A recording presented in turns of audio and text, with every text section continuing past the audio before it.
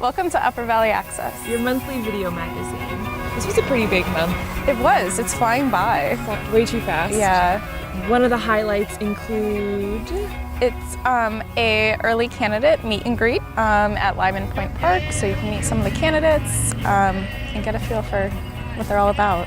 That happened about 2 weeks ago, but Brianna Spangler produced a short video about it, and stay tuned for a little bit more of that in this month's magazine. This has been a big month for you in terms of Osher this summer. Can you tell us a little bit about what the topic is this summer? Yeah, Osher at Dartmouth is in full swing. This year's topic is the new medical frontier. So they're talking a lot about innovations in the medical fields. So we'll get a quick sneak peek from the first 2 weeks. Just last week was the opening event of a multimedia art exhibit at Ava Art Gallery called Take Another Look. Take Another Look is a collaboration between United Valley Interfaith Project and Rethink Health, Upper Connecticut River Valley, and CATV. It's a fabulous collaboration in which volunteers go out and ask senior citizens living in the community, what is it to age with dignity here in the Upper Valley? CATV got involved, and we had 3 filmmakers and editors go out and take part in this with a camera. And then they crafted mini documentaries. So these documentaries, alongside beautiful visual portraits of senior citizens involved in the project, are now open and available for viewing at Ava until August 19th. So if you didn't make it to the event, please consider going and visiting it. There's a couple videos in this month's magazine, but there's nothing like being in that space, seeing those portraits, reading more about the collaboration and how you might be able to get involved as a community listener.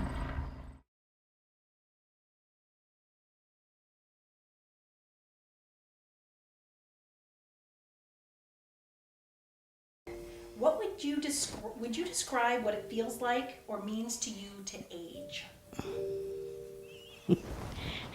The truth. Yes. It's not easy. Mm-hmm.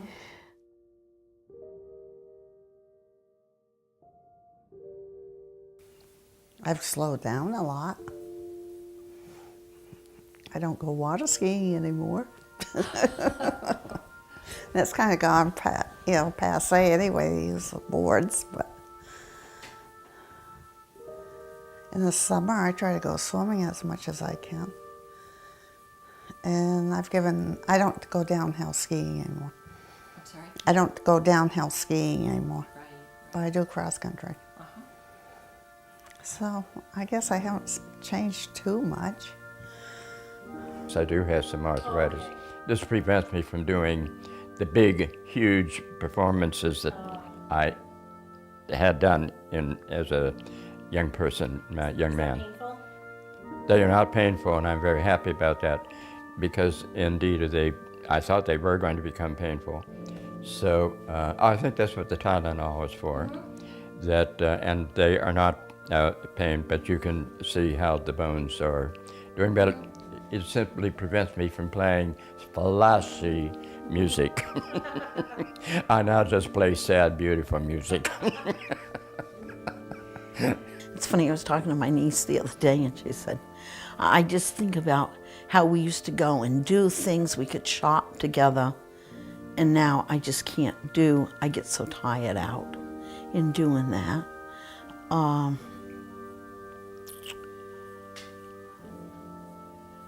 Probably the other thing they might say is that, well, I guess that goes with it. I've just slowed down.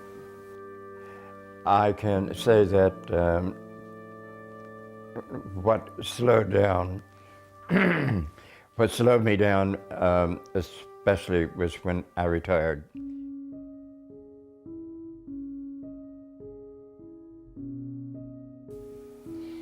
Well, how do you think that your routines or your life will change in the next 10 years to come? Well, I'll probably retire. I don't know. My husband would like to travel, but I'll probably do it, but I don't really care if I do or don't.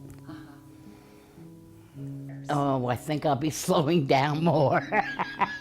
I'd like to slowing down. Well, I can't do as much because you're limited as you get older, and the things that you can do, and I'm not the biggest person of health either. I don't, I'm going to have to keep the exercise. I'm going to have to do a lot of those things. I won't be as active. I know I won't be. Because my mobility isn't what it used to be. And I'll volunteer. Oh yeah, I'll go paint this. I'll help you do this. And then I say, you can't do that. You can't get up there and paint a pipe.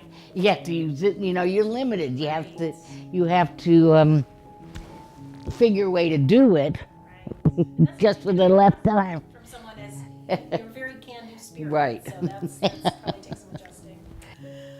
I think one of the things is that I can't do what I used to be able to do. And Can you be more specific about that? well, I do listen dinners, and I find I cannot lift the heavy pots and do the things, like that. And even outside work now, I can't do the garden, my flower beds and things like that. Well, that's the other part of getting older is that, I've cut my own wood for the wood stove, and I did a lot of these things on my own. And as I'm getting older, I'm more limited. I can't do it as much as my brain knows it can do it. My body's saying no. So now I need to hire people that will hire to get the wood. I'm still mowing my lawn, raking my leaves. As long as I can stack wood in the winter and mow my lawn in the summer, I'm here for a while. When I had surgery on my shoulder, and I have a housemate, and we kind of trade off, and it's a good situation, because if she needs help, I'll do that for her, or if she got appointments got to be picked up at, like my shoulder surgery, she picked me up, and it really works well. It is so nice to have a friend like Yes. that. So does that make, because you're reciprocating, does it make accepting the help easier, knowing that you're there for her as well? Oh yes. I'm not shy in accepting help. Great, that's so important. Was there anything hard about accepting some of that help? It wasn't with them, it was more with me that, I'm the one that would have been out helping somebody, because I was an LPN, and I'd worked as a visiting nurse, so, I was the one that was out. And that was hard for me to, to think somebody had to come in to help me. Yeah. And I think as I get older, I have to accept that I'm going to have to accept some of these things, because there may come a time when I can't drive. I know as we age, we slow down. But I think we have to keep doing every day as much as we can and push ourselves to do even more.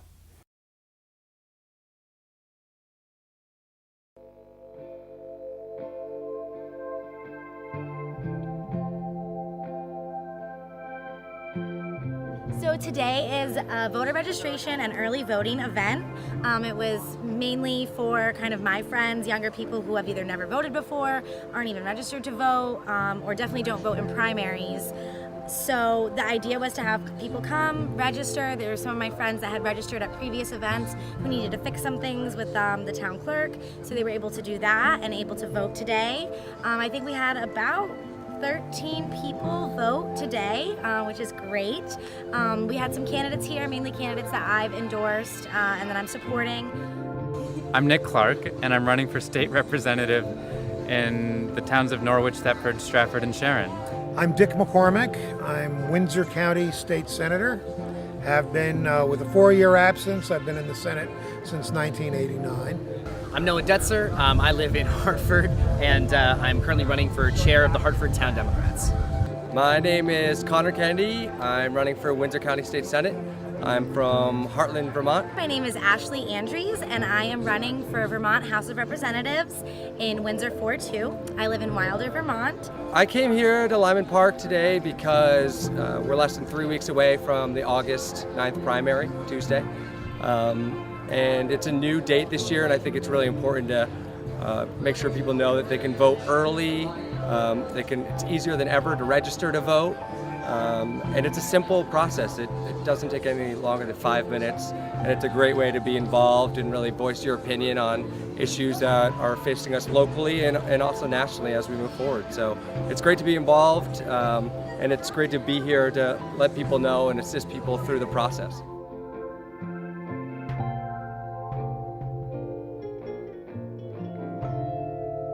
We can focus on national politics, and a lot of big issues happen at that level, but there's a lot of very important issues that happen at the local level too, from drug addiction to solar siting to healthcare.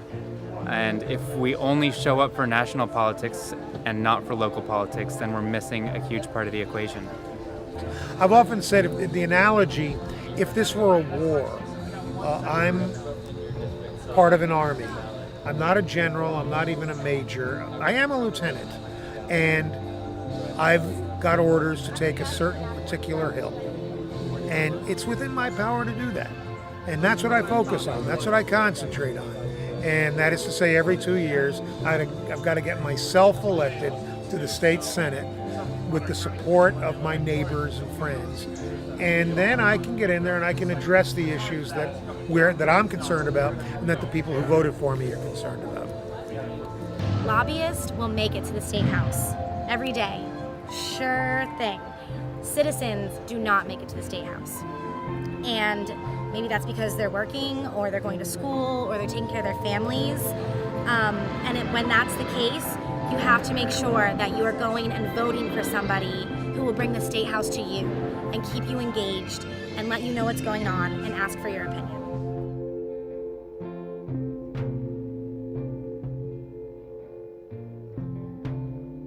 All my life, all my political life, I've heard people say, I'm not political. And my answer always is, yes, you are. You don't have the option of not being political. Your choice is you can be actively political or passively political. You can be informed and political or ignorantly political. But you're a political creature. If you breathe air, if you need a job, if you pay taxes, if you're capable of getting pregnant or you're capable of making someone pregnant, you're a political creature. The truth is, politics are going to affect everyone. By voting or not voting, you are still subject to whoever is elected. So it makes the most sense to become an active member of your community by voting. Not voting doesn't exclude you from the possibilities of, say, a Trump presidency. And so what it means is you have to be voting and you have to know who's running to make sure that you're making the best, most informed decision about who you want to represent you. I think it's really important right now. There's not a lot of faith in the political system. People have an extreme distrust of those that are elected to serve them. And I think it's really important for people to have a relationship with those that are going to be their elected officials so that they know where those people stand and feel like they have an opportunity to communicate with those people.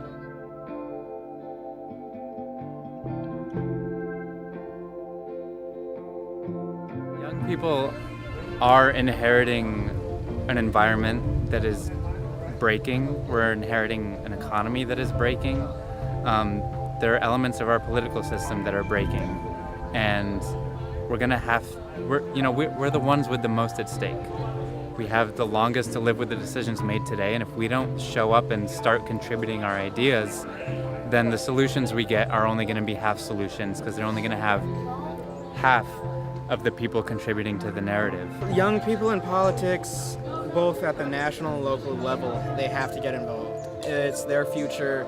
They need to decide the future. You don't want to leave it up to, I didn't want to leave it up to my parents. I'm pretty sure they don't want to leave it up to their parents. So we got to get involved and decide our own futures.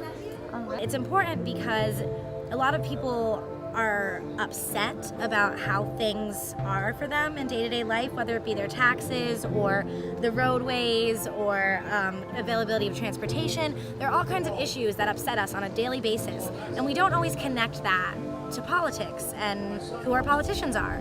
So when a lot of people vote, they vote based on name recognition, or they vote based on incumbency, just because that person was there before. Sometimes you don't even have another option other than incumbents.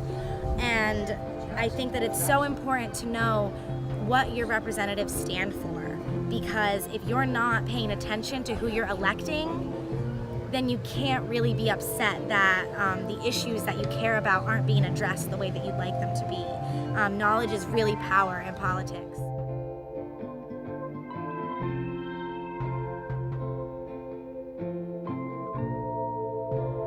Don't forget to vote August 9th, or try to go early and vote at your clerk's office. It's easy and it's a great way to be involved.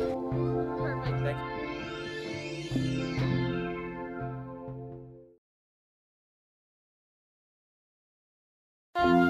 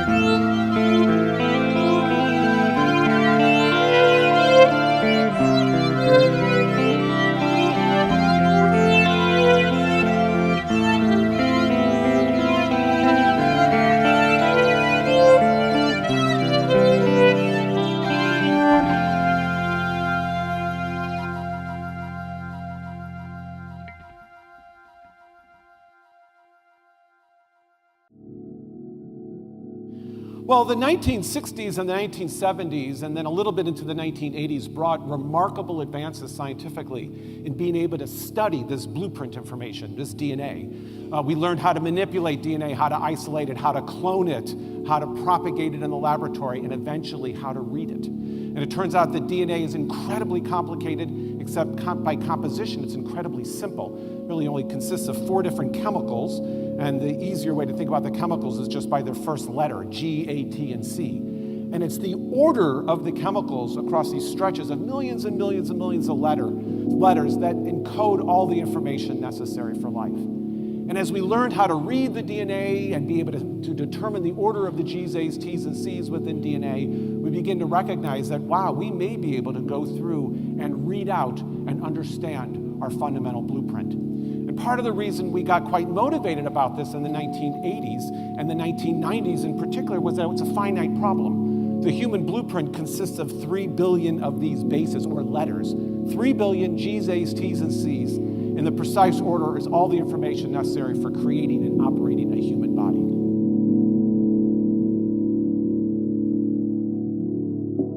There have been 2 holdouts basically to the digital revolution.